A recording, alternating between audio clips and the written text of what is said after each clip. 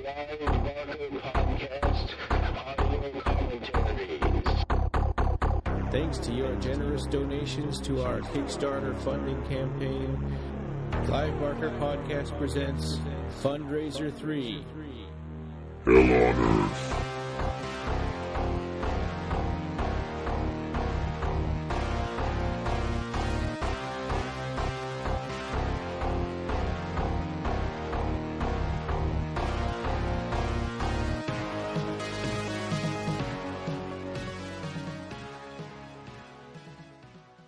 All right, yeah, so here we are. Thanks again. This is the Clive Barker Podcast presents Fundraiser 3, Hell on Earth. We're doing our second goal, which is our first stretch goal, the Rawhead Rex audio commentary. So we've got it all kind of queued up. You should have it paused right before the words Apline Pictures presents. That's right. So I guess, do we do a countdown? Can I do the countdown? Yes, please. Go right ahead. Okay. And so here we go. 3, 2, 1, play. There we go. Apline Pictures presents. Here we go again with Green Man Productions, of course, the same people who did Transmutations, yeah. That classic. Actually, I like the music, and the title here is pretty cool. Yeah, I do. I did too. I really thought that was cool.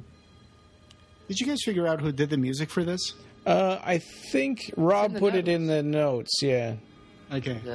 And here's the thing. This was supposed to be... Colin Towns did score. Okay. Oh, there you go. This intro is like the poor man's Shining. It's like the guy's just... Yeah. That's a good point. Yeah. Stanley Kubrick was jealous of this intro. And David Dukes was the actor that's playing the father in the movie. He actually starred in Gods and Monsters, which was produced by Clive Barker. Who was he in Gods and Monsters? He played James Wells' lover. Oh. Okay, I'd have to watch that again. I don't remember that. I'm sure he was much older. Yeah, he was. In summary, Ireland in February. And in in the story Rawhead Rex, of course, he was a jerk. He was just one of the tourists encroaching on this rural town, trying to move in, and his family didn't want to be there, and he was like, "Oh, you can go back to the house and take the kids with you, and I'll be back when I'm done." And in the story, the little village was called Zeal, and this one is called Rathmore in Ireland. And you just saw the farmer trying to knock over that Neolithic marker, which I'm just wondering, is that even a thing that people could do, knock down Neolithic markers? Wouldn't that have some authorities up in arms, like, hey, you can't throw that down? Yeah. Guys like, damn field boners. Yeah.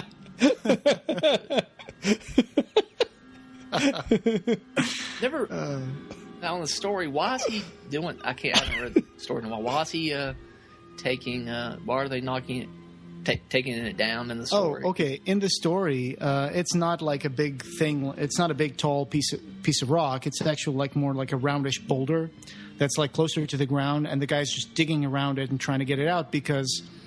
It was Farmer Garrow, I think. Yeah. And his field, he was complaining that boulder would steal him 3 good square feet of plowable land. So he wanted to add that to his 3-acre lot, and so he was trying to get rid of the boulder. And here we go. So some names appeared, and I think we might have missed that, but John Metcalf was the director of photography. He was also a cinematographer in the movie Extra with Tim Dry, who plays the monster. Yeah. Friend of Barbie Wilde's. Exactly, and member of Shock. Also, John Metcalf did cinematography for Inseminoid and the movie Riders of the Storm with Dennis Hopper, which is a really trippy movie. It seems like the Declan O'Brien doesn't seem to mind that Rawhead is zapping him with his eyes. Yeah. And why does I think it's kind of convenient. Nobody notices this this image of this demon on, the church. It just doesn't make much sense. I'll get you. Nobody knows who Rawhead Rex is. Yeah. Oh, here it comes. Here comes that one of the first good lines in this movie.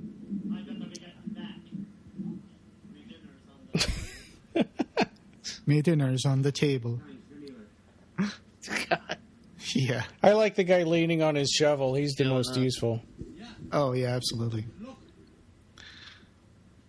So in the actual story, the farmer was trying to get rid of that thing by himself. That's it was not, these guys were not involved.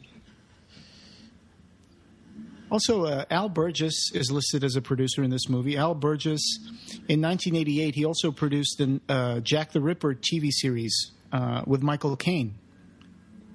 So that's cool. That's a good one. I really like that TV show. He also did 8mm Part 2, which if you've seen the first with Nicolas Cage, the second one was pretty bad. I didn't even know that existed, or 8mm 2. Yeah, just like American Psycho 2. Oh, yeah. Yeah. And Paul Gwynn was a producer. He also produced Underworld, and I think that was it.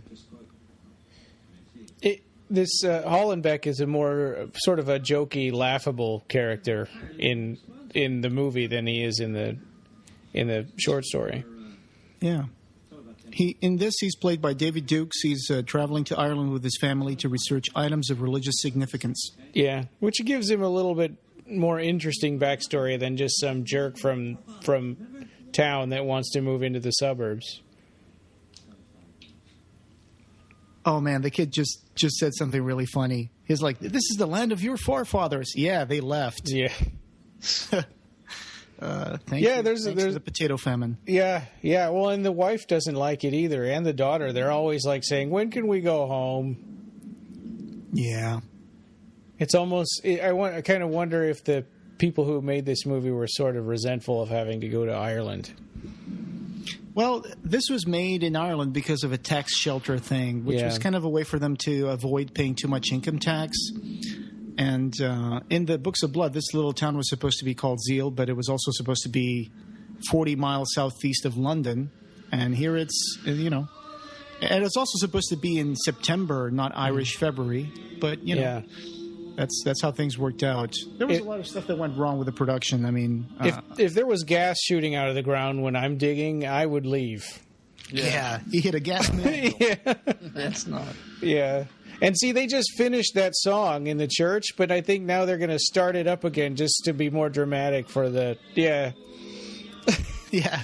Dean Berger doesn't let the song come to an end. He's like, keep singing. Yeah, Rawhead hasn't come out of the ground yet. One more time. Hallelujah. Yeah. Oh, he just got zapped. Yeah.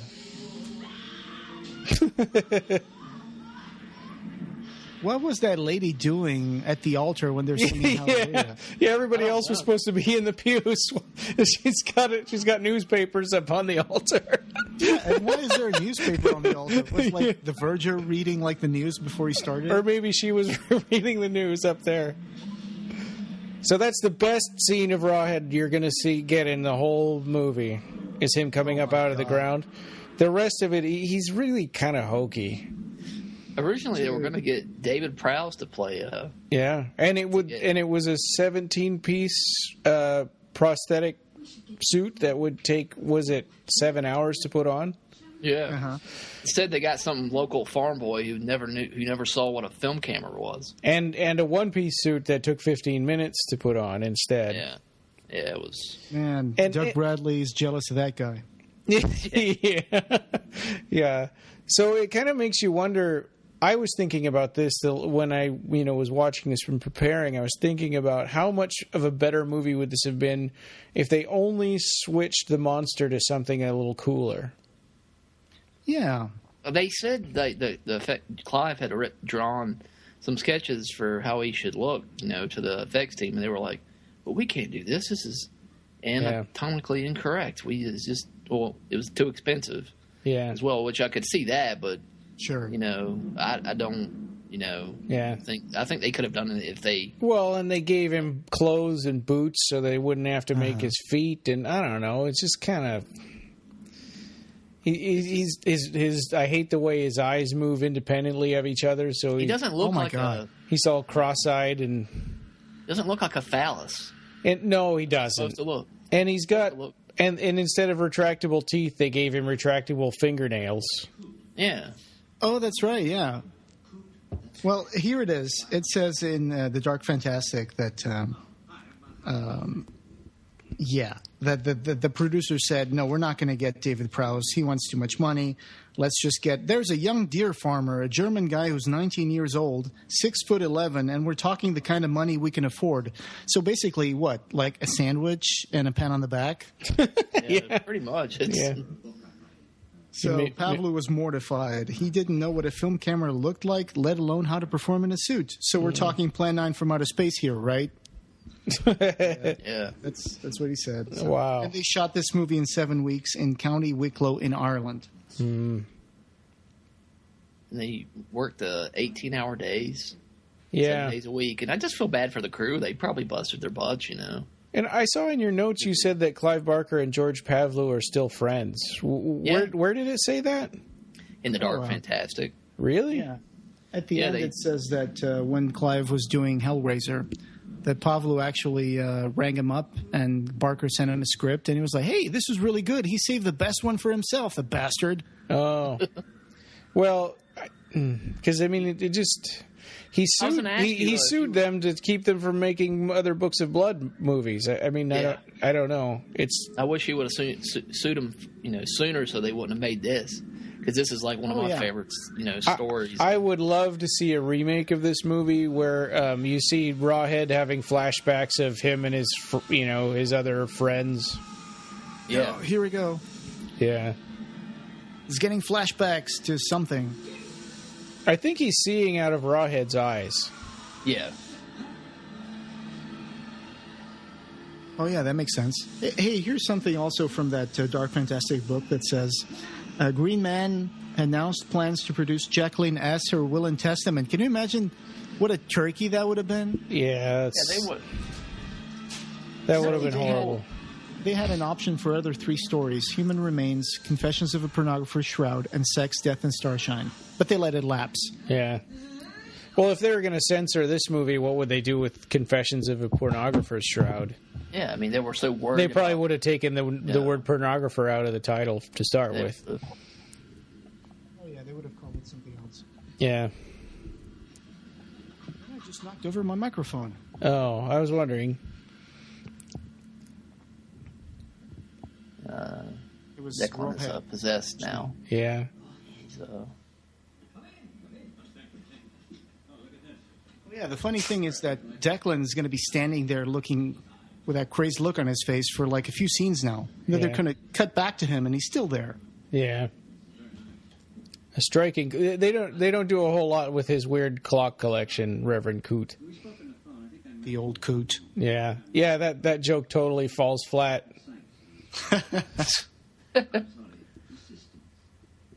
And that scene was from the short story. There was a conversation between Coot and Declan gets burned by something on the altar.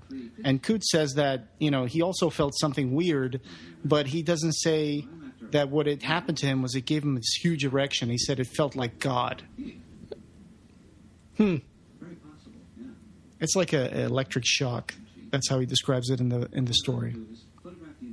But what I don't get here is why does touching the altar... Because the altar has the opposing force in it. So why in this movie does touching the altar connect him to Rawhead Rex? Well, in the short story, under the altar was actually sculpted like a figure of Rawhead. But here they just went with, hey, it's because Rawhead's, magic eyes are beaming into that point or something. Or the statue is there.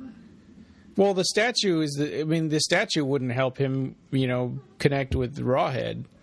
It just seems like a sort of a misinterpretation or I don't know. I think they try to make it like that's the point where the eyes in the window are looking at. Yeah. But in the story, there was actually a depiction of Rawhead Rex under the altar. So Yeah. That is some hotel room. Yeah. Horrible wallpaper, though. Yeah. Looks like the wallpaper you'd find at a Merry Calendars. Yeah.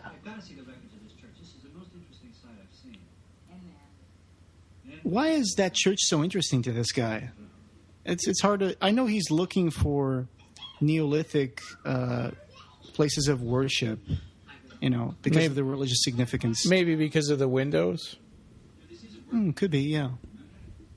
Well, it goes further in the short story because they actually mentioned that there was a bar or a pub in the village that was called the Tall Man, which makes us think that there was still like a folk legend over there about the Tall Man. So yeah, I kind of wish that their sign didn't look like just a tall guy. Yeah. In this movie, they could have made it a little more like Rawhead. Sure.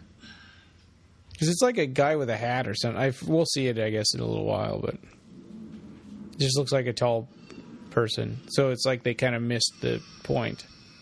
Okay, here's the barn sequence. Yeah, this and is so actually in the story. Except that the Rawhead had eaten his horses. Yeah, in the story. Horse he's eaten. Yeah, it's more of a bare bones version of that scene because in the short story, there was actually this couple in the farm. They have kids, and the little girl comes in, and she's scared, and there's also a little boy, I think, or it's just a little girl. Rawhead does is, I don't want to get ahead of the movie, but you'll see here in a minute. Yeah, it's the locations in this movie just feel a little drab. It's like, oh man, you can tell that this is Ireland in the 80s. Yes. It's like, hey, you left the door open. So it's supposed to be the Nicholson farm. Her acting is really weird. I had noticed on the last time I watched it. We'll see in a little bit. But like when she's running away from Rawhead, she acts like she's having a heart attack or going into labor. Yeah. Well, I don't know. I know sometimes pregnant women have a hard time moving around. I don't know. Also, fear can kind of paralyze you a little bit. I think that's what she was going for, like the being like so afraid that you can't even walk right. So let's see here if there's any hint at all of Rawhead eating his horses. No. No, I don't even... Because why would he even go in the barn in this movie? It doesn't make any... His barn is just full of crap. I know. Why did he go behind those boxes? Yeah. No, crates and... Well, the crates have a very special and important function, which we'll see in a bit. Yeah. Yeah. It's just there for the monster to crash through them. And watching this movie, I was more afraid of her cutting her fingers with the knife than I was of him getting killed by Rawhead. Yeah. Yeah. One could argue that they put that there as kind of a way to introduce some tension, but I'm not going to say they did it on purpose. Yeah. I kind of like how they're intercutting with the meat. Yeah. That's kind of cool. Reminds me of my childhood visiting my grandfather's farm. Mud everywhere. Yeah. He looks like a punk rocker. Yeah. Well, and he used to pick people up and bite their heads off. In the story. But I'm being mauled by a member of GWAR. Yeah. Yeah, that's what it really does. Actually, GWAR has better costumes. Yeah. Sure. Oh, God, those flashing red eyes. Yeah. Yeah, his hypnotizing Christmas lights. So terrifying. And all he does is come in here. He just... And you can tell that he can't move his head. Mm-hmm. There's times when he's running and he's looking up. Do you know when he's running at somebody and he's looking up in the sky? Sure. He has to move like his shoulders and his torso to look up. Yeah. Kind of like Batman in the first Batman. And here she's kind of, I don't know what she's going for here. It just doesn't, for me, it doesn't really seem, it seems like overacting. Oh, yeah, definitely. It gets worse. Yeah. When they find her later on. Yeah. You know what I'm talking about? Oh, yeah. Yeah. You know what's really funny? I remember reading an old article, where Clive Barker was praising, like, oh, they're doing such great animatronics for this, and, they even have a revolutionary, like, neck muscles for the head and everything. And it's like, you look at the movie and you're like, I don't know what those neck muscles were, but they're definitely not here. Maybe that's that old design for the costume that they nixed. Yeah, it could be. His chest heaves a lot in this movie, almost like his heart is beating out of his chest.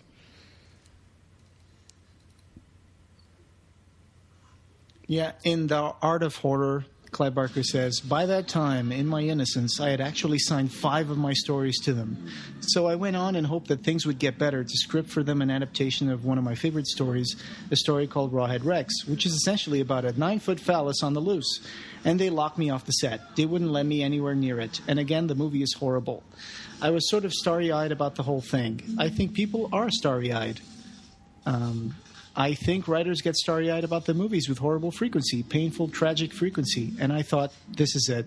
I'll have great fun, and so on. And of course, all the classic things that happen to writers when they first encounter the movies happened.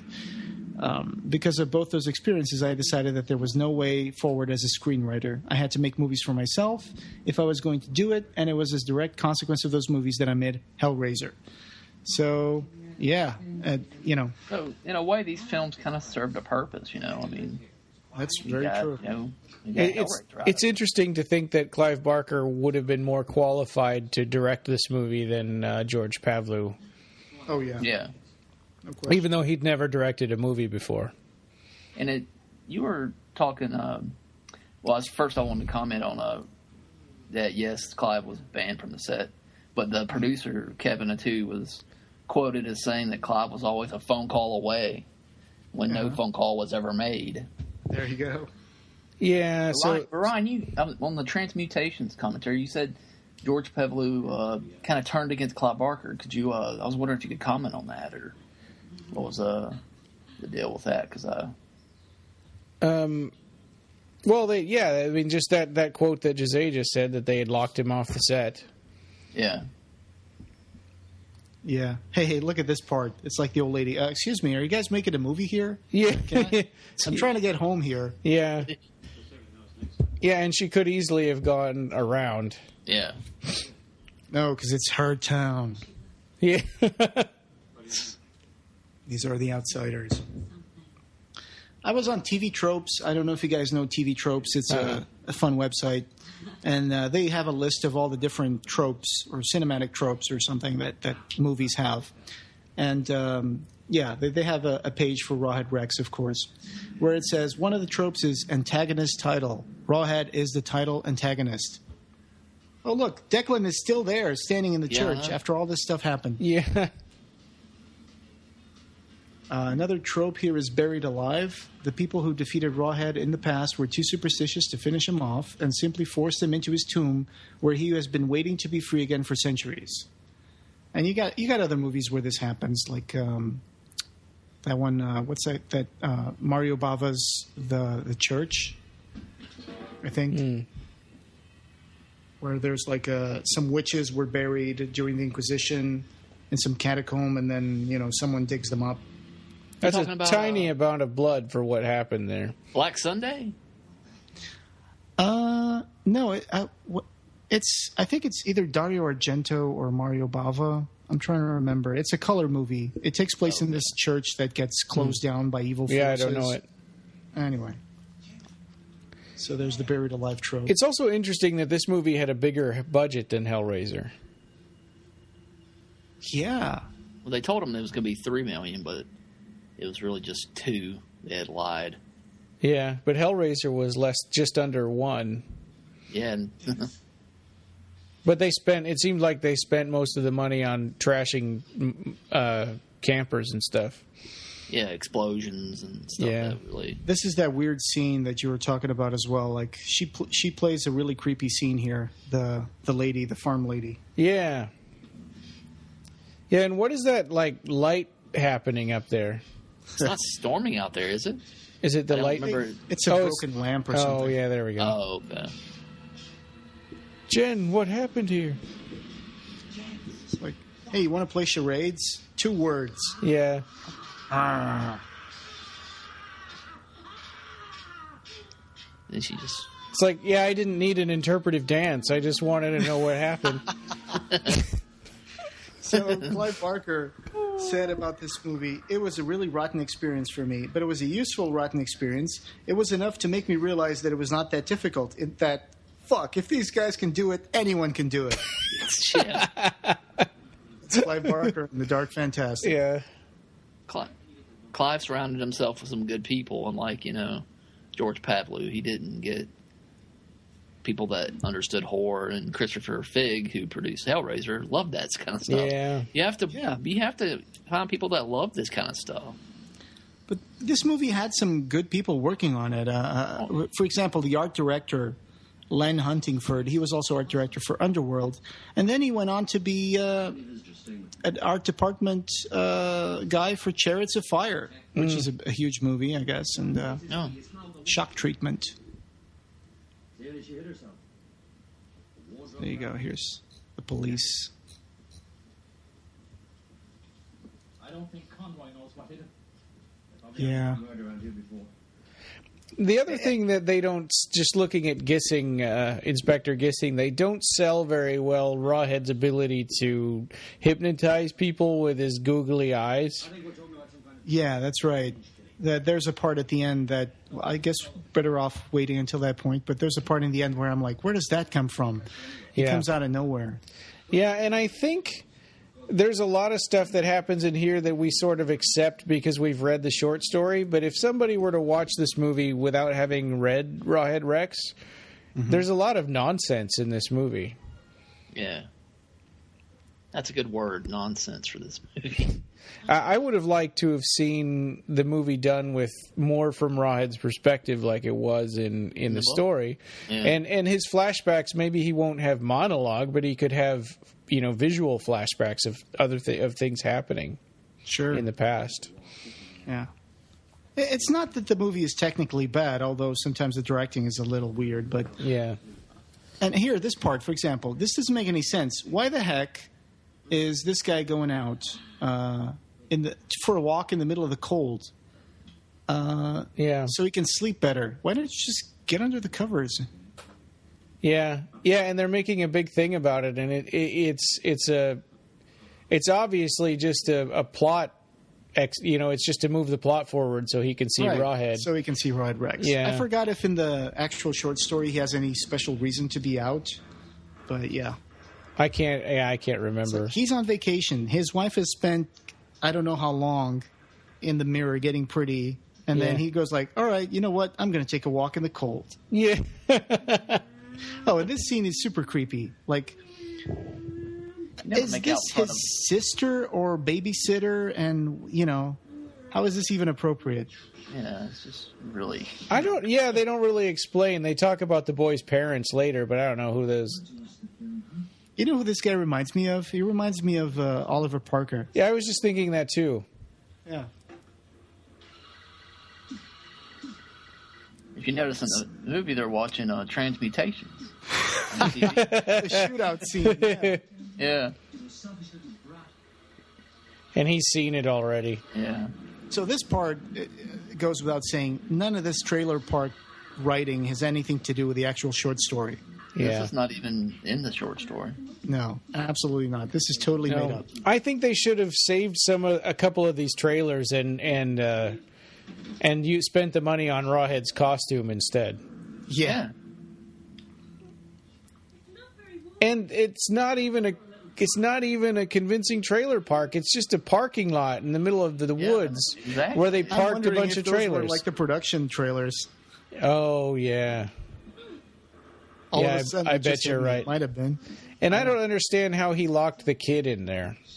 Yeah, he just closed the door. I mean, does it lock automatically when you close the door? Self-locking door. Yeah. That kid takes like 5 minutes to get the door unlocked. Well, I don't think he gets it unlocked. I think somebody lets him out, don't they? No, I think he just comes out on his own. There we go. Another trope, predator vision, when you see like through the eyes of Rawhead. Oh, yeah. Oh, Rawhead's going to sell that robot on eBay. He's like, holy crap, a vintage robot. Let's zoom in on his boots, too, which are one of the worst parts of Rawhead. So like, oh, wait, this is not the original Japanese model. Never mind. If he's been underground for hundreds of years, his clothes would be nothing. I know. Oh, Ian, why is he... Yeah, why is he dragging that guy all over town? Midnight snack. Yeah. He could have just eaten him there in the barn or something and then left. Yeah. Dude, this kid has a cool shirt. It says muscle. Okay in the front, and in the back, in the back it says muscle power. Yeah. Yeah, totally 80s. Yeah. And meanwhile, this guy's still creeping up on his girlfriend. Yeah. Yeah, I mean, that's a law of horror movies, that if a guy is really pushy with his girlfriend, then he's going to die. They die. Yeah. Oh, yeah. It was the old Friday 13th. Yeah. That's probably why they put all this stuff in here, was to, throw in cheap thrills. Yeah. Yeah. Trying to... It's a mistake to try to make it like other horror movies. Oh, you know what the website TV Tropes says? One of the tropes is adaptational modesty. Rawhead resembles an ogre that's dressed for a heavy metal concert, whereas in the short story, it was a naked being which was essentially a giant walking penis with its own penis. Yeah. Now, what is Rawhead doing to this guy? Does he bite his head off, or? He's just. I think he's supposed to be headless later, but they just show do an angle where you can't see his head. Now there is an unrated version of this. Yeah. Is there? I don't know. Yeah, I got it from the Internet Movie Database. But sometimes an unrated version just means that they never they never submitted it for rating. Oh, here he is. Yeah. He's cutting off the corpse's head now. Is he? Yeah. Like, or he was like grabbing his neck. I thought maybe he was going to gut him or eat his intestines. Oh, there it is. Roy Lamb and Nicole. Yeah. Everybody's watching. I guess that's what's on TV right now. Because everybody's watching it. How pretentious do you have to be during the movie? So yeah, wow. How pretentious do you have to be to put your own movie inside another of your movies? And he did it in two different houses. And it reminds me of when Michael Bay put some fat kid in Transformers running out in the street when the Transformers are landing and going like, "This is better than Armageddon." Oh, I forgot about that. That's really bad. So self-serving. I know. They're eating him, and then they're going to eat me. Oh, my God. Oh, that's funny. Cat got your tongue? No, Rawhead did. Yeah. Yep, nobody that sees Rawhead can talk about him, apparently. Except for Hollowbeck. I wonder if this girl knows that, 30 years later, she'd end up in the cover of the DVD. Yeah. She's screaming at the cover of my DVD. Yeah. Yeah, it's funny. They don't even put anyone that's a main character on there. Yeah. This movie would be fun to watch at a drive-in or something. Just appeared on the doorstep. He won't say a word. Katrina, hang on, will you? Oh, here we go. It's like, hey, it's hard to walk when, I got tight pants here. Yeah.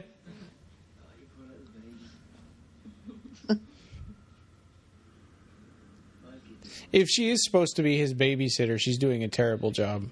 Oh, yeah. I think it's just a big sister or something. Yeah, maybe. So his shirt's hanging down, covering up where his head would be. I'm assuming that means he's supposed to be headless. Oh, look at this part. When they're running through the woods, you're going to see a giant, light. Oh, really? Yeah. What, actual, production light? Oh, yeah, I just saw it. Yeah. Oh, there it is. Oh, and, this part is just really funny now. Whoa! How did she not see that? Oh, she just kept running, man. Yeah. Yeah. Screw the boyfriend. Years later, Spielberg would use this trope for Jurassic Park. Yeah. You mean handy? Yeah. Oh! I thought I remembered the hand moving. I guess it was just I didn't remember it right. Like in Hellbound, there's that hand that moves after it gets cut off. Oh, that's where I get it from. Oh, Okay. Yeah. Dr. Chenard. I think it's from the 105 Years guy. Yeah. No, it's not him. It's just some other patient. Oh. You never see the 105 Years guy get killed. Oh, really? Doesn't he get... Oh, another one gets like a chain in his forehead. That's the same guy gets his hand. Oh, okay. So I got to ask, this guy was like, I'm going to go for a quick walk before bed. And now he's like far from the village and he's in the trailer park. In the middle of the woods, yeah. Yeah, no, I mean, it's... I think I saw a band member from Gore. Yeah. I know I did that joke already. Rawhead was holding a head, wasn't he? Whose head was that? I remember he does in his flashback. Did he actually have one right now? Yeah, just a minute ago he was holding a head. Well, we're not going to rewind. No.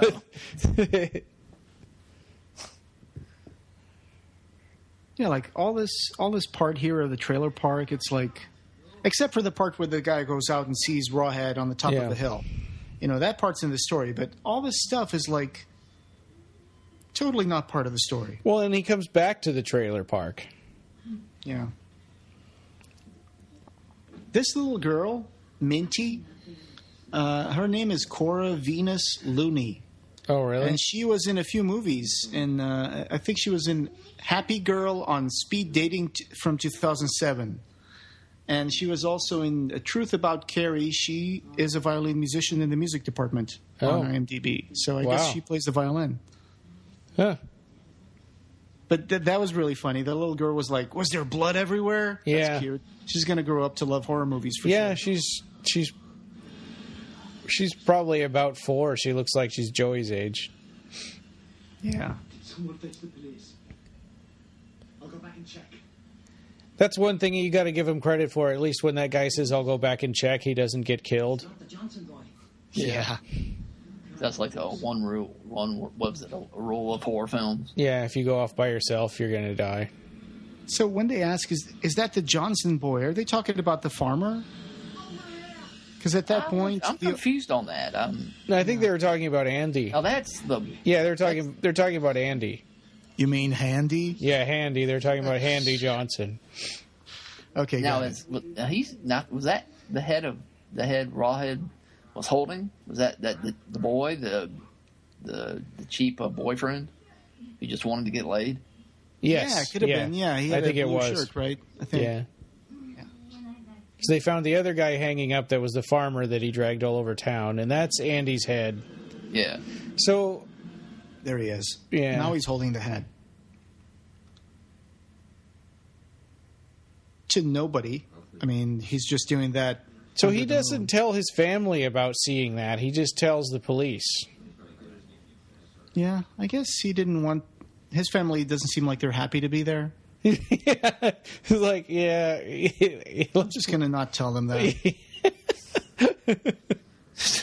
And it's been like 2 days before anybody notices that he's dead. In the story, it's much gorier when they find him. Like the birds have been pecking at his legs. Yeah, and he was driven into the hole upside down. Yeah. He inverted his enemies. This is number 3. Then after 48 hours of having dinner, they came back. Yeah. There's that guy. Yeah, there's 2 guys again. Morning. Excuse me.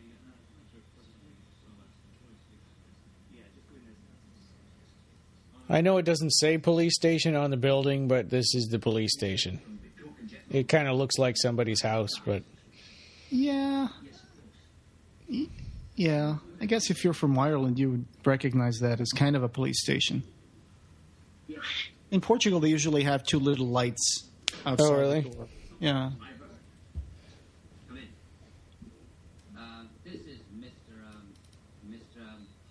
So more stuff. This police here. station was kind of worthless, if you ask me. Or these, this police department, I didn't care for. Yeah, they just spend time like talking on the phone instead of Yeah. actually doing like field work. Or like he comes in one scene later on and grabs a newspaper out of a guy's hand and throws it on the table. Yeah. I beg your pardon? At least, I don't think it was. So here's another quote from Clive Barker that he said to Daniel Schweiger in Fangoria number 117, October 1992. He said, "I don't have a problem when people take liberties with my stuff. Books and movies are two different media, and I've even changed my own material with Hellraiser and Nightbreed. Yet adaptations like Rawhead Rex were deeply disappointing because the filmmakers didn't give a shit about the story's underlying psychology. They just wanted to make a monster movie." Yeah. It's like, can you believe this guy? I know. But I saw it. It's like, look, Yank, we're not talking about Bigfoot here. This is Ireland. No. See, I was in a road. It was up a field. Cattle, then. You saw cattle. Oh, I know what cattle look like, for Christ's sake. Darkness can be deceptive. Cattle? Yeah, he mistook a cow for Rawhead. I saw something. I knew what it was. But it was there. It's out there right now. So what do you want to do? I wonder how much work of Clive's in this one compared to Transmutations. The script kept changing every day. He said it's pretty much the same. The script stayed pretty much the same. He just blamed it on bad directing. Yeah, we couldn't find a script for this on the internet. Yeah. But you know that part where he was saying, that thing was out there. What are you going to do about it? And he's like, well, you can give the statement to the officer. He's like, I'm just getting out of here. And I'm like, what did he expect? Did he expect like the Irish inspector to be like, all right, let's start a posse, Sons of the Free in action? Yeah, I mean, they're already trying to catch whoever it is, whether it's a giant monster or not. Maybe they're not like doing he wanted it. them to start a posse and go hunt whatever it is. Yeah, and right now he's got. I mean, he just is saying he saw something. He doesn't. He's not. Doesn't have any personal investment in it. Right. So I guess his point was. Yeah, go ahead. Why doesn't Reverend Coote notice that Declan O'Brien took his collar off? Yeah, it looks like he's naked under his. He has no clothes on. And without his collar, that's like the symbol of him being a member of the priesthood, right? I mean, he should say, hey, put that back on. What are you doing? Yeah. You work for me. Go home if you're going to be like that. Sure.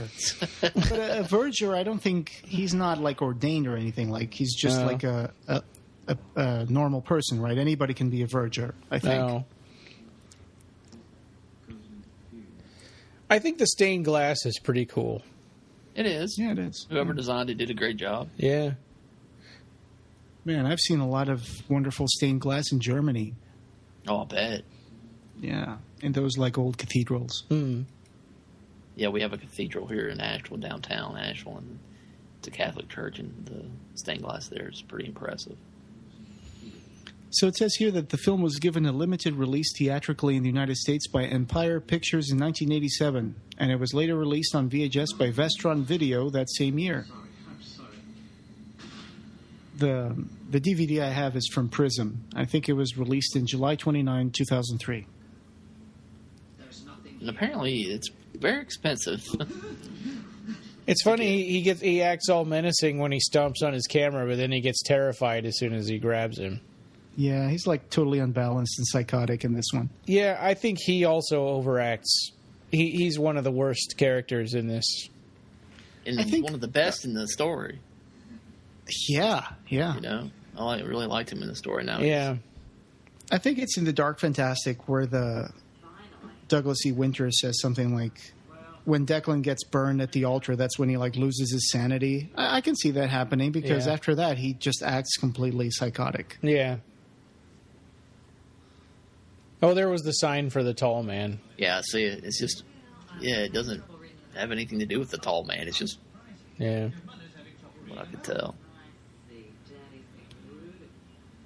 I just think it's strange that nobody knows who Rawhead Rex is. I mean, supposedly this, myth. Also, in that shot, the boy was sitting on the passenger side there behind her. But later on, we're going to see him in just now he's in the middle seat. Continuity mistake. Yeah. Another proof that little girl is going to grow up to like horror movies is that her best puppet friend is a clown. Yeah. That's creepy. It is. And the boy's reading Secret Wars, which was a Marvel miniseries in the late 80s, I think. Yeah, my brother had all those. I didn't ever read them, though. Yeah. I have that, and I have a Dr. Doom, because I'm a nerd. So this movie has 33% on Rotten Tomatoes. 33%. I figured it'd be worse. Yeah, well, the audience score says that 42% liked it, so... It's got a cult following. You can't deny that. Yeah. I mean, it's got its fans. Well, it's not as bad as Underworld. No. It has to be said. At least I think so. Yeah, Underworld sort of is sort of a mess that doesn't make any sense. And it's boring. Yeah. It's a very boring movie. That's the creepiest scarecrow I've ever seen in my life. And it does look like Rawhead with his back turned. It does. When I first saw it, I thought it was Rawhead. Yeah. And I was gone when they got back. Yeah, and when I watched it last night, I was thinking, so when they pull back up again, is that scarecrow going to be gone? But no, it's still there, and it is really a scarecrow. I couldn't remember. Oh, in the short story, the family that gets their kid eaten in the road is not the same as our main protagonist. In this movie, they're the same. And they also skip that part with the other business guy who's like being driven to London, and then the car crashes and Rawhead like castrates him with his hands. Yeah. That part's not in the movie. No, he just googly eyes him until he's hypnotized. Yeah. Some of the changes to the story were based on just not enough money and moral decisions. Oh, and here's good police work. I'm sorry. Go ahead. I was just saying about the film was the script as it was changing. They kept changing it because of money issues, obviously, also because of moral concerns. So. Yeah. And then they make that scene in the trailer park where a girl gets her blouse ripped off. Yeah. And they leave in the scene with the verge of being baptized by Rawhead, so I wonder what moral concerns they had. Well, and also you kind of wonder, like, why did they make such a big thing about giving him a hard time for, or him getting mad because he saw something and they're not listening to him? Why didn't they just say, yeah, there's been murders, you should be careful, and we're investigating it? And that would have been the end of it. The little girl's clown is scarier than the Rawhead Rex. Yeah, it is. That's a good point. I just noticed that. Yeah. So there was something I was going to say about the previous scene before they were in the car, and I'll get back to it. Now, this was my favorite scene in the story. When I was reading it back in high school, it really terrified me. Oh, yeah. I didn't know you could do that in books. Yeah. That's the tough thing about making a movie out of this, too, is that the stuff that's in the short story is just stuff that if you want an R rating, you can't have. It's like a taboo thing to kill kids or children. Yeah, it definitely is if you show it. Especially in England. You remember when those two kids ended up killing a smaller kid in England? Yeah. And they said it was like the kids saw too much violence on TV or whatever. They were trying to blame that stuff. So one of the things that shows how good Clive Barker is when he's like writing horror in the page, this is what it reads like for the scene where the kid is being picked off by Rawhead Rex. He looked through the back window as it hauled his torso into the open air, and in a dream he saw Daddy at the gate, his face looking so ridiculous. He was climbing the gate, coming to help, coming to save him, but he was far too slow. Ian knew that he was beyond salvation from the beginning because he died this way in his sleep 100 occasions, and Daddy never got there in time. The mouth was wider than he'd ever dreamed it, a hole in which he was being delivered into head first. It smelt like the dustbins at the back of the school canteen times a million. He was sick down its throat as it bit the top of his head off. That's powerful stuff. Yeah, it is. Yeah. Yeah, and it's totally truncated here, and of course Rawhead is not that powerful in this. I mean, he opens the door and pushes the seat back, and it's kind of... This has no power to it, and it just comes off goofy. Yeah. Yeah, I mean, the kid's performance is good. It's believable. I think Liam... Or Neil, I mean, the other kid that, got scared by Rawhead, that seemed pretty believable, too. But Rawhead himself is just not... You're right. The kid is doing a better job than Rawhead. Yeah. Why they got a guy that had never seen a film cover or I have no idea. These are just very poor decisions. Yeah. So you got a combination of a guy who's not an actor and a costume that looks like something they could have bought at a costume store. Sure. Because I don't blame the guy that was in the costume. He just, hey, why not? Play a monster. Yeah. And this scene, the way it was directed, I have a complaint about it, which is it doesn't even look. It just looks like Rawhead opens the door to the car and then disappears with his kid completely. Yeah. Because they could have introduced maybe an intercut of Rawhead running into the woods or something, or him seeing Rawhead in the distance, going really fast with holding the kid. But they just disappears, and they just have a shot of him running through the woods, and then the camera just pans to the other side for no reason, and it's is it trying to tell us that he went that way or what? It's weird. Yeah, and Rawhead doesn't move that fast, so it's not very believable that he just disappeared like that. Exactly. At least this Rawhead doesn't move that fast. It's just a lumbering monster. And then we just missed that joke that seems like it's in really poor taste, where they're like, is there any connection between the murders? And he said, yeah, they're all dead. Oh. No police would say that in a press conference. Yeah, and especially with Hollenbeck right there, I don't know, it just is... Except look at those, those are some great drawings of Rawhead. Yeah. Showed. Yeah, which is still another scene. I remember that was a scene I wanted to come back to. The one where they say, oh, the kid isn't talking yet, but they gave him some paper for him to get entertained, and he made some drawings. He drew this, and they slap it on the desk, and I'm like, so what? That's not proof. I mean, it's a police officer. You can't use a kid's monster drawings to say that he saw a monster. I used to draw stuff like that all the time. Yeah. Put an ABP on this scary face. He does sell the my scene son when is dead. He says, "You have no idea how I feel." I thought he does a good job here. I used to think that was really bad overacting, but I kind of changed my mind a little bit about that last night when I watched it again. Yeah. He's just a little too bland as a character. Yeah. Do not pass go. Do not collect $200. Yeah. If you played Monopoly with Rawhead Rex, he would eat all the hotels. I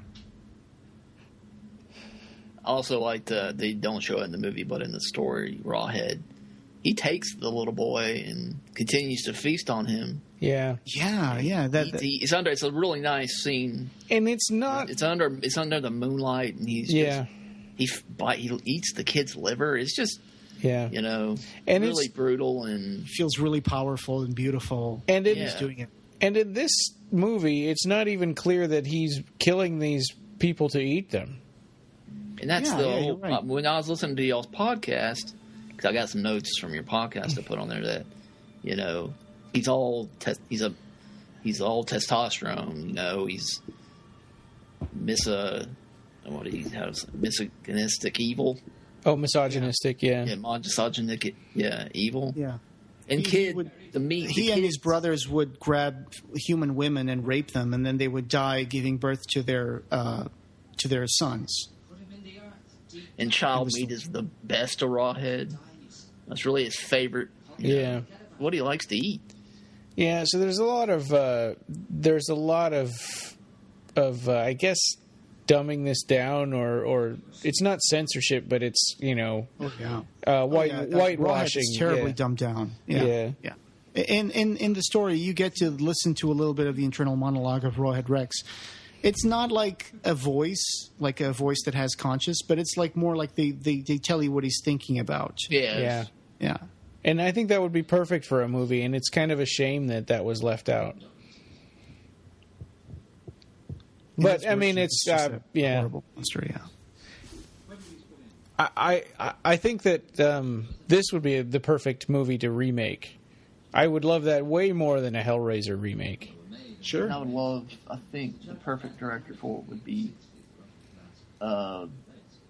Neil Marshall, who did Dog Soldiers and The Descent. Oh yeah.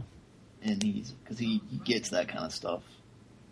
So the Eclipse graphic novel that came out in 1991 that adapted this was adapted by Steve Niles, who, other people who 30 know Days of Night. Yeah, exactly, and other stuff. He's in the same group of people like Neil Gaiman and all that. And the artist that drew this is Les Edwards. Les Edwards also did that poster for Nightbreed, right? Exactly. Yes. Yeah. And he did some covers for some of Clive Barker's books, I think. And his drawings of Rawhead were perfect. Oh God! Yeah. They were exactly how I imagined Rawhead in reading the short story, and I even drew something kind of like that, except not as good. Sure. When I was in high school, reading that for the first time. Yeah. Oh, the part where this guy's like putting together the puzzle of the stained glass is really funny. He's pointing to the other things like, look, one of these things is not like the others. Yeah. And it's obvious because all the other things are like oval in shape and they're lying down, and that's the only thing that's standing out. And Reverend Coot is like, oh, I've been here for 30 years and I never figured that out.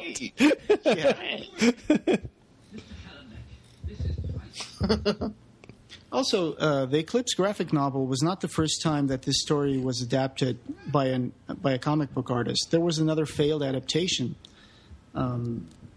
with the author artist Stephen Bissett. He tried to make for his magazine Taboo. He tried to make an adaptation of it, but I think it never got done. And he made the designs for like Rawhead Rex and stuff. And Stephen Bissett was a guy who did artwork for Swamp Thing for a few years, and he's a really good artist. And so I think he actually nailed it. But Les Edwards' model of the monster is also very good. You can tell. Yeah, I've seen that one too. I think they're both great. Yeah. They're both 1,000,000 times better than this Rawhead. Absolutely. I guess if we put show notes, I'll add some links to it. I attached in the notes on the OneNote, I put some images of Rawhead. From the graphic novel. Yeah, of him eating the boy. And meanwhile, back at the production trailers. Yeah. Man, look at that guy in the corner. He's like a wolf man. Unibrow. Yeah. Yeah, I know, jeez. And that guy's still drinking his pint. Yeah. At least they're not watching Transmutations anymore. She's like, shh, whatever you saw is not important. That kind of looks like Ann Bobby, that one. Yeah. And this is almost like filler time. And it's like Rawhead really hasn't killed enough people or done enough damage, so let's have him go back to the trailer park again. This is like it's like his cafeteria. Someone should cut this with like bits of Trailer Park Boys. Make a fan edit. Yeah. What's that? Trailer Park Boys, it's a comedy show from Canada. It's really funny. It's about these guys who live in a trailer park, and all they want to do is just steal stuff and farm dope.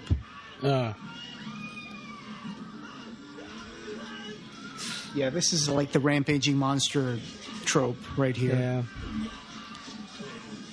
Yeah. And the way the way he's eating people is so unconvincing because it's like, well, okay, that guy doesn't even have chunks taken out of him. He's just bloody. Yeah. And then he drops him and is like, no, I'm going to eat somebody else, but not really eat them.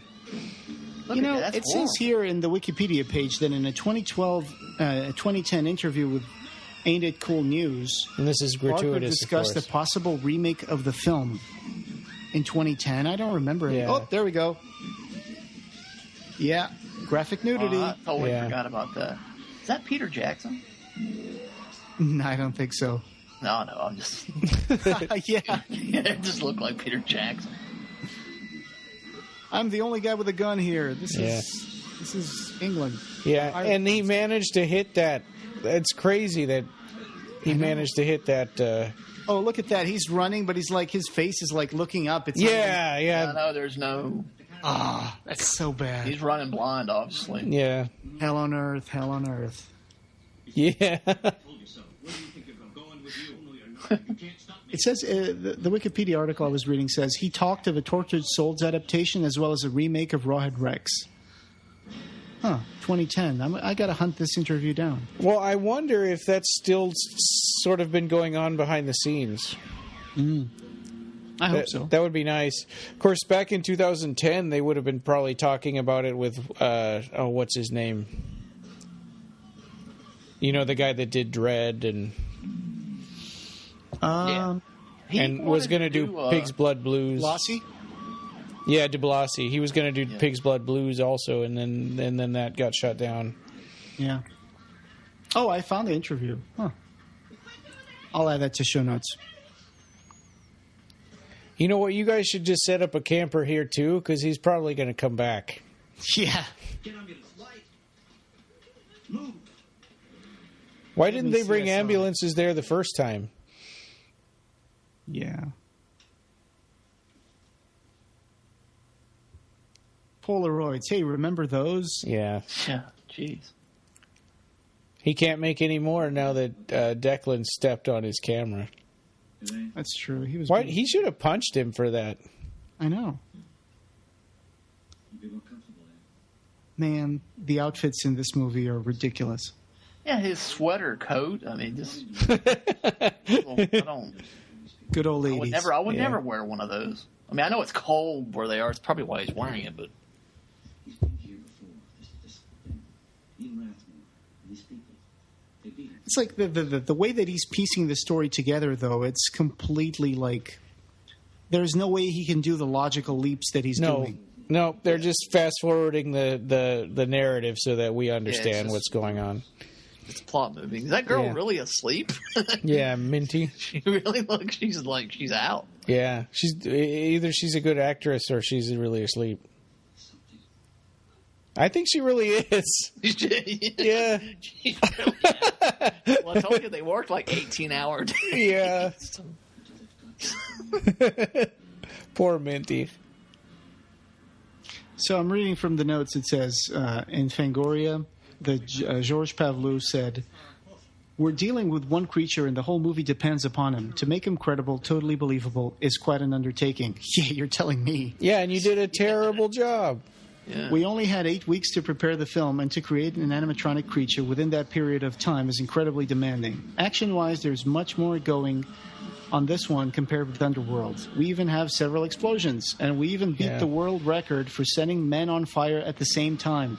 In one scene, when Rawhead causes the pyrotechnic destruction of a camper site, we have 9 people covered in flames. Okay. Well, they didn't cover it very well with the cameras then. No, Yeah, I only saw one guy. Yeah. And it wasn't Rawhead that blew up the trailer park. It was that guy with the gun. The gun. Here's the hypnotic eyes. Yeah. Rawhead has Betty Davis eyes. Now in the story, this You're is welcome, the guy folks. that got castrated. Yeah. Yeah. Right. Very important that I talk to Mr. Hallenbeck. You already So- made your feelings perfectly clear. The inspector will This guy's taken over the police station. He's become the This the cop new looks chief. like he's been dubbed, doesn't he? It's He like probably his voice is. is not. It's like his voice doesn't have the degree of emotion that his face has. Yeah. Yeah. Maybe he was a bad actor or something. Yeah.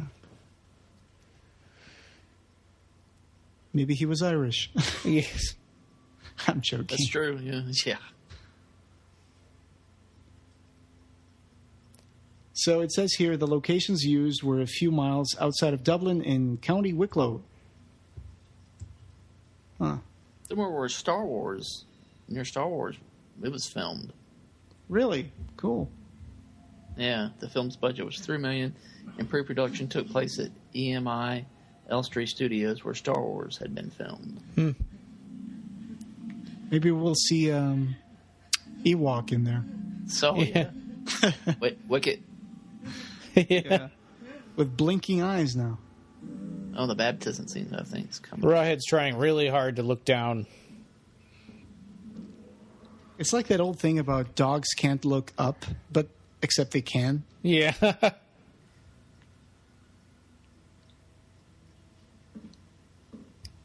So it says here from the same Fangoria article that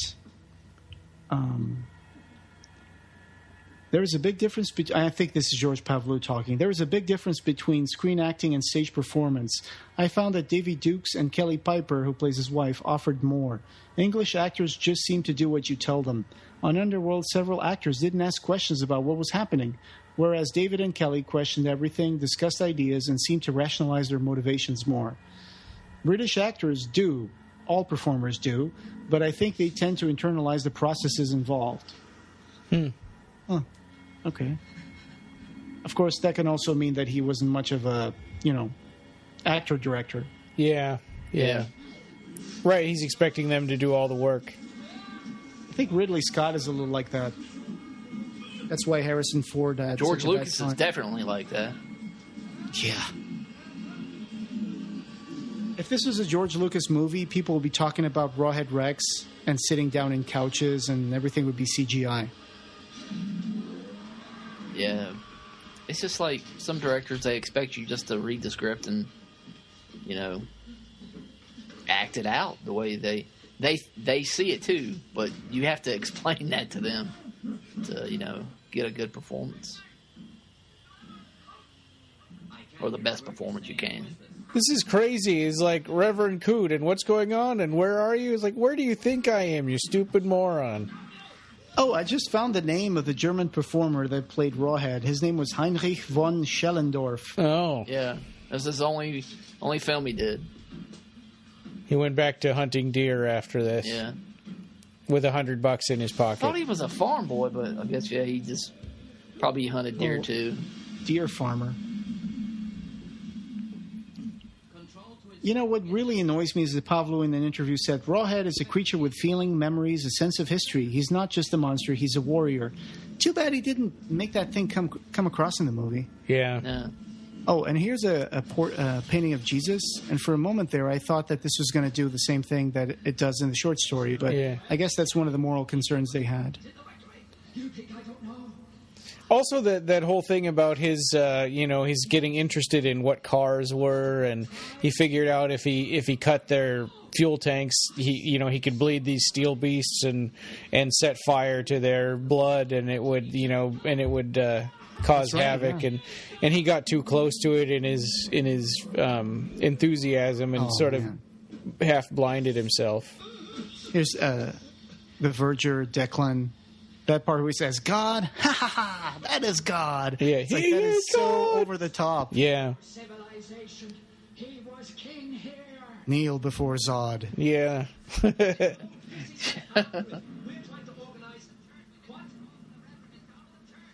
He's talking about Rawhead being there before civilization, before Christ, and then he hands him like a piece of paper, like that would have lasted like 1,000 years. They called him Rawhead. Yeah, I heard you the first time. You don't have to yell. I'm going to get some dilithium crystals. It reminds me of Miles O'Brien. It doesn't care about you. When it's finished with you, what will it do with you? I hope. Fuckface. I can't keep God waiting. Fuckface. Yeah. Has this... we haven't seen the baptism scene yet, right? Yeah, we just... Yeah. Oh, okay, yeah, okay. Yeah, I mean, he should have said, by the way, you really stink. Yeah. You smell piss, my friend. He wants me to take it apart piece by piece. There should be like a priest with a molten crucifix in his hand cowering in the corner. That was a reference to Hellraiser 3. Oh, yeah.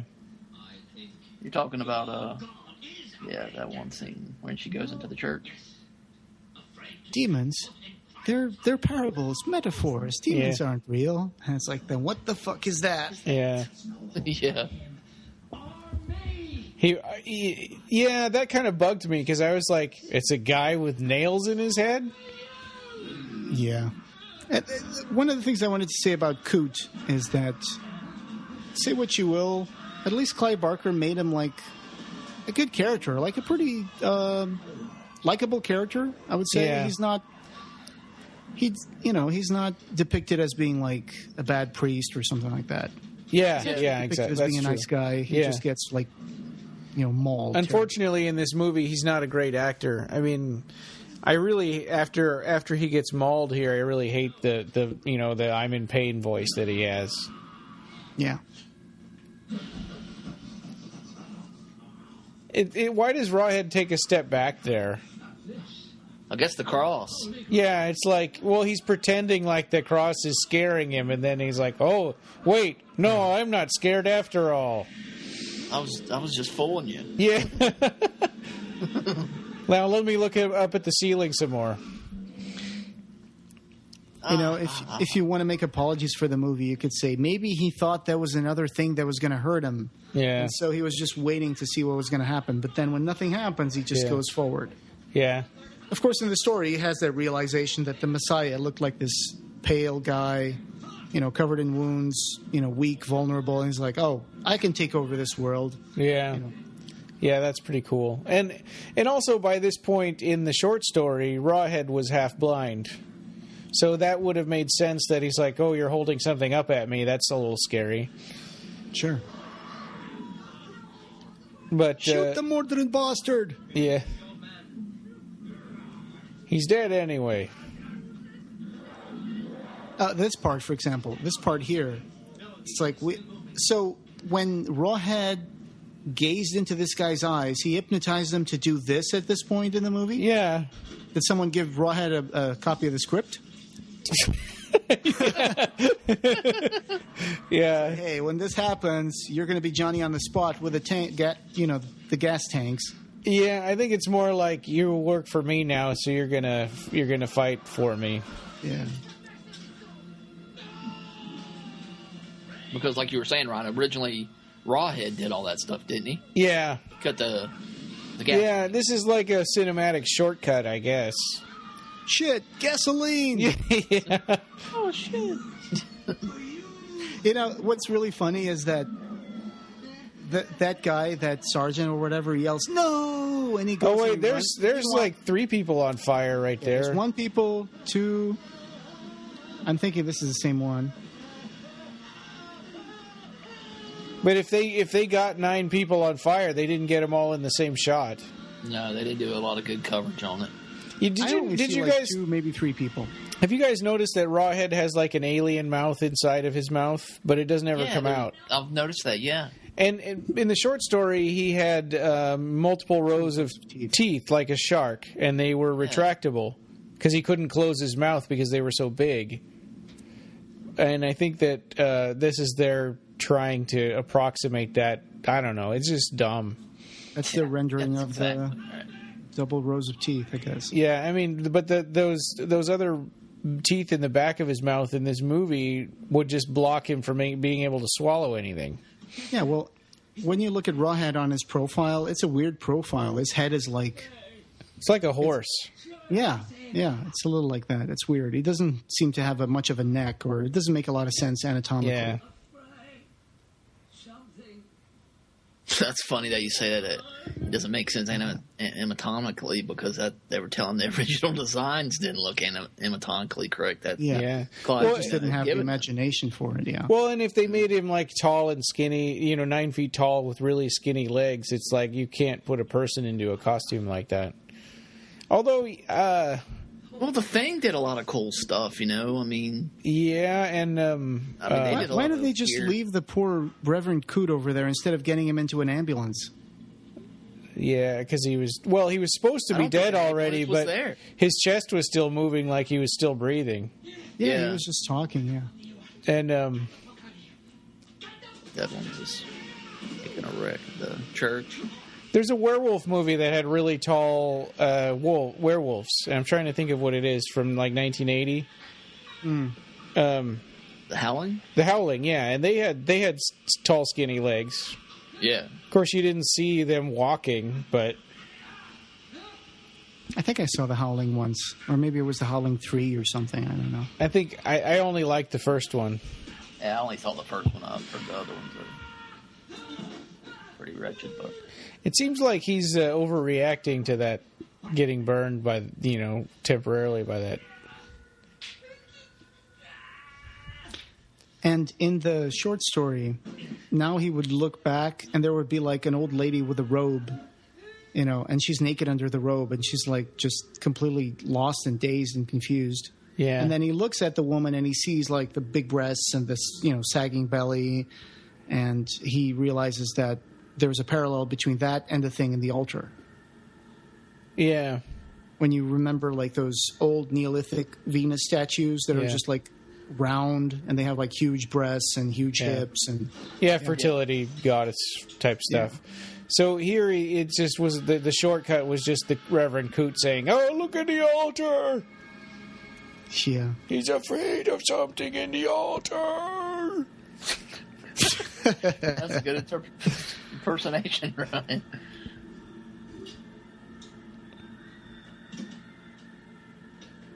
And just the ending is a complete mess in this movie. Yeah.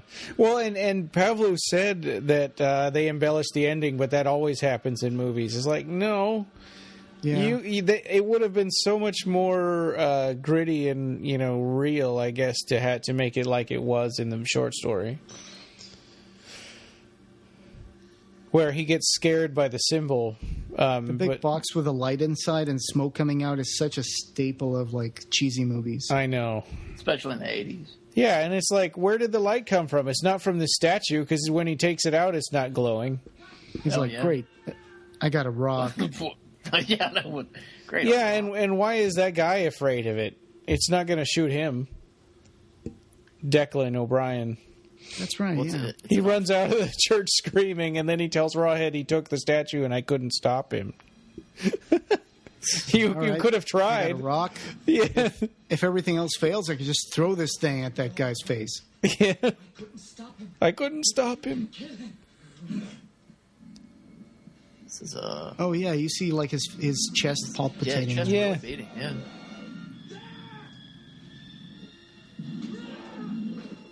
I'm surprised that Rawhead didn't kill him when he said, I tried to stop him, but I couldn't.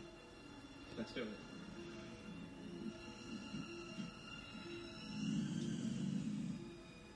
it.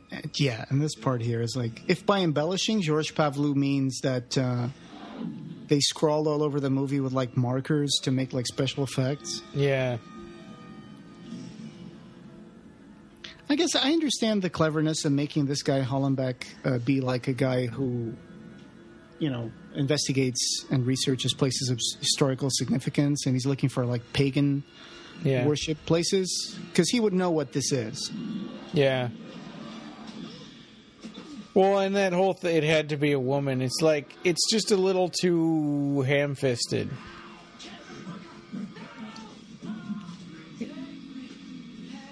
It's like, I've had enough of your crap. Yeah. This is actually one of the gorier moments in the movie. Yeah.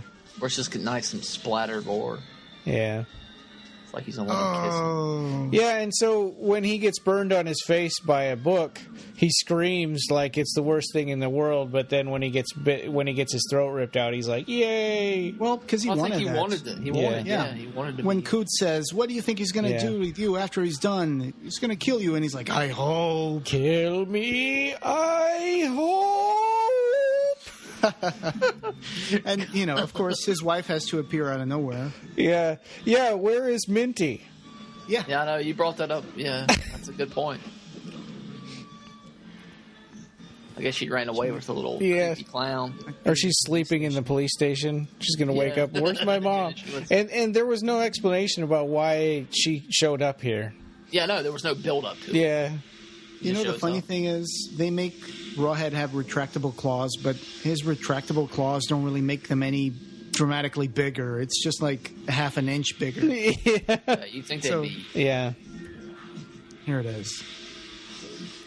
Yay, it had to be a woman. It's like, this is such an empowering moment, and then it's not going to last. It looks like the quickening from the Highlander films. Yeah, it does. The effects. Mm-hmm. Looks like someone was flashing a flashlight onto, like, crumpled foil. There can be only one. I know his name. And this should be like someone should dub into this movie.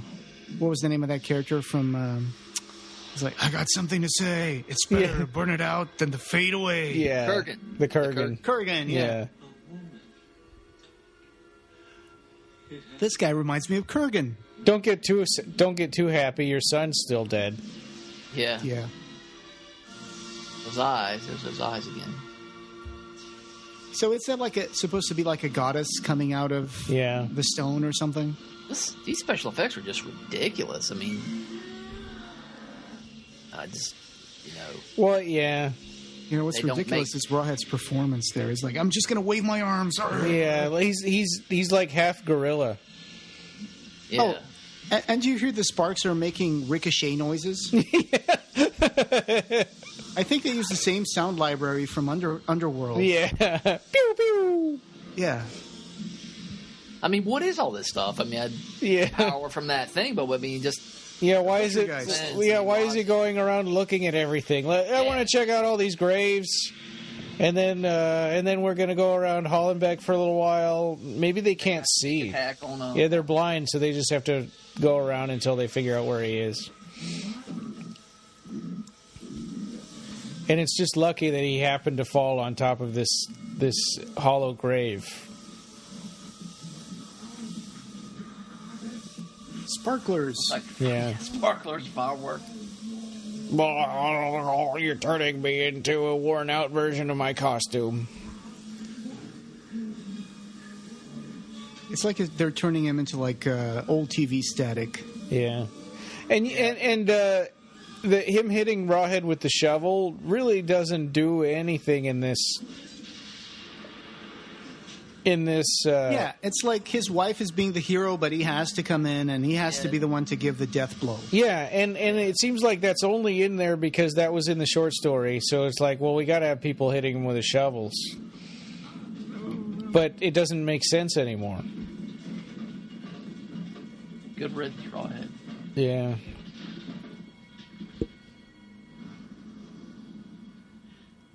And here comes the biggest line the whole movie.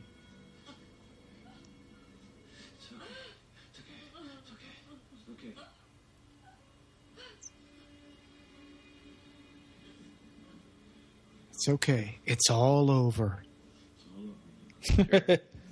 Or is it? Or is it? Yeah.